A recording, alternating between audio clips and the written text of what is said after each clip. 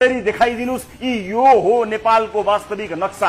हामीले बाल्यकालमै देखाएको नेपालको चुच्चे नक्सा, सम्पूर्ण प्रमाण दस्तावेज सुरक्षित रहेको आफ्नै देशको नक्सा प्रिन्ट गरेर जारी गर्न खुट्टा कमाउने र सुरुवाल हुँदै भुइँ भिजाउने पुस्ताको नेतृत्वमा लज्जास्पद निरीह भएर बाँच्नु पर्दा म मेरा पुर्खाहरूको सम्मानमा लिपुले कालापानी लिम्पियाधुरा भएको नक्सा मात्रै होइन, टिस्टादेखि काँगडासम्म ग्रेटर नेपालको नक्सा आज यो कार्यक्रमको पछाडि टाँच्न चाहन्छु।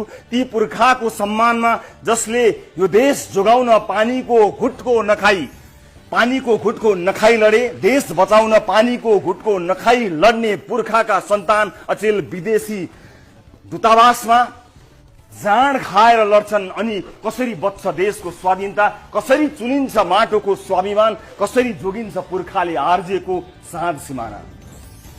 अब रवि लामिछाने जस्तो व्यक्ति भारत जाँदै गर्दाखेरि जोडतोडले सिमानाको मुद्दा उठाउनु होला, हाम्रो गुमेको भूमि फिर्ता माग्नु होला भन्ने त्यो अपेक्षा थियो। तर तपाईँले काहीँ कतै त्यो कुरा राख्नु भएन, बिर्सिनु भएको सभापतिज्यू।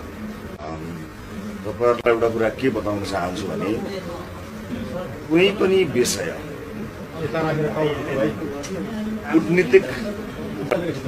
कूटनीतिको माध्यमबाट डिप्लोमेटिक च्यानल्सहरूलाई एक्टिभ गराएर गरिने कुराहरू सबैभन्दा महत्त्वपूर्ण कुराहरू छ। तिनको आवाज एकदमै नोइज गरे जस्तो, हल्ला गरे जस्तो, एकदम ढोल बजाएर हुँदैन। कूटनीतिका पनि चरणहरू हुन्छन्। हिजो पनि सुरु गरेको थियो, आज पनि सुरु गरिरहेको छ।